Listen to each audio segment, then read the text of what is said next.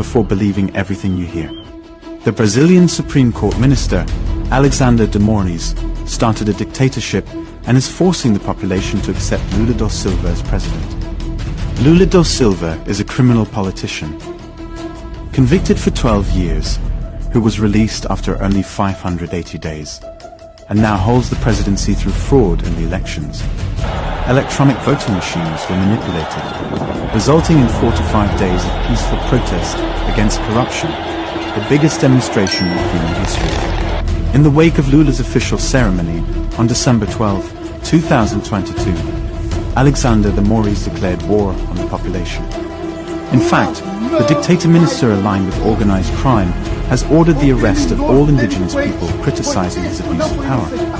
7 indigenous tribes in Brazil claimed their voting machines returned 0 votes to their candidates, and they are being arrested for questioning these counts. It's so absurd that it's nearly impossible to believe this is Brazil rather than Venezuela or China.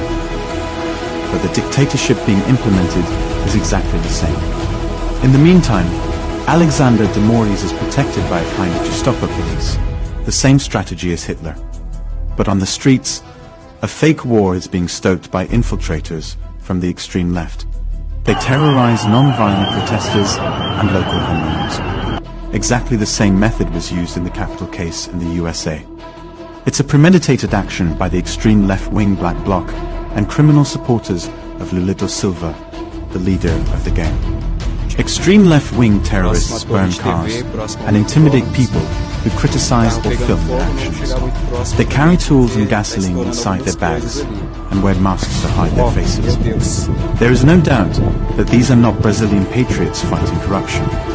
Their 4 to 5 day protest was peaceful, without violence, without crimes, and there wasn't a drop of rubbish on the ground. This was a very badly organized attempt to manipulate public opinion by the extreme left. They'll have to create another theatre scene because this one didn't work. They are trying to paint those fighting against criminal politicians as violent and criminal, just like Hitler did in the past. As predicted by producer Will Lissel on September 6, 2021, in England, the new Hitler was born during the pandemic. It happened in Brazil, and now we see the results. If this atrocity occurred in your country, would you accept it? That's right, you won't. World leaders cannot expect Brazilians to watch their country being held hostage and remain silent. Brazil is ready to defend its homeland against organized crime. A real battle is currently taking place.